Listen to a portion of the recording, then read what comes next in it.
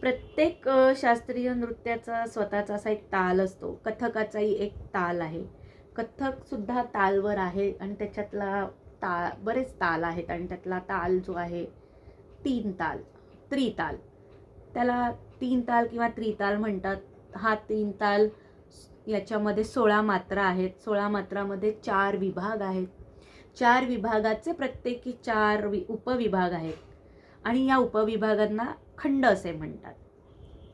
आणि या तालाची जी टाळी आहे, सम आहे ते 1 वर आहे. टाळी 1, 5 आणि 13 वर आहे. याचा काल जो आहे तो 9 वर आहे. आता टाळी आणि काल म्हणजे काय? तर हा आपण ताल जेव्हा म्हणतो, तो म्हणताना कसा म्हणावा आणि मग टाळी आणि काल काय हे म्हणताना तुम्हाला कळेल.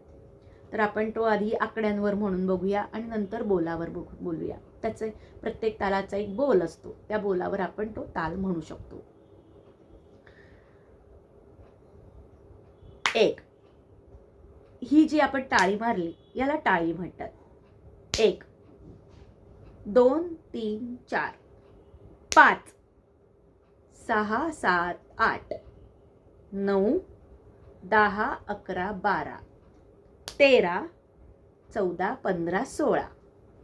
आता जिथे जिथे आपण टाळी मारली त्याला टाळी म्हणतात आणि 9व्या याला आपण असा हात केला त्याला काल म्हणतात किंवा खाली म्हणतात. म्हणजे या 9व्या आकड्याला टाळी नाही मारायची. तर परत एकदा बघूया. 1, 2, 3, 4, 5, 6, 7, 8, 9, 10, 11, 12, 13, 14, 15, 16. हे असे 16 मात्रा झाल्या.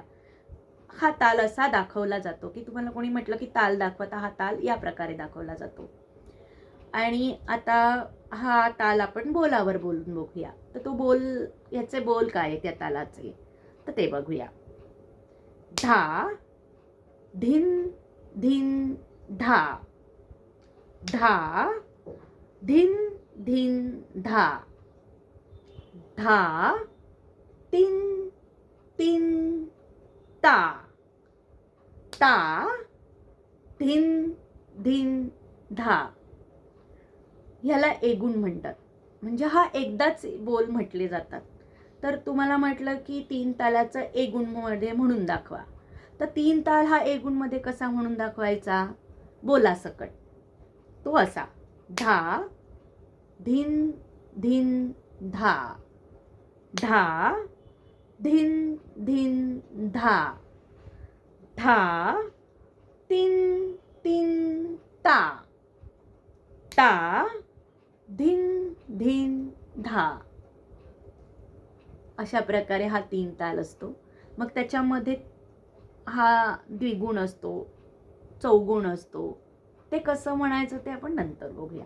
आता हा एगुण आहे. मला वाटतं की ते तुम्हाला कळलं असेल की ते नेमका हा 3 ताल काय असतो. नमस्कार.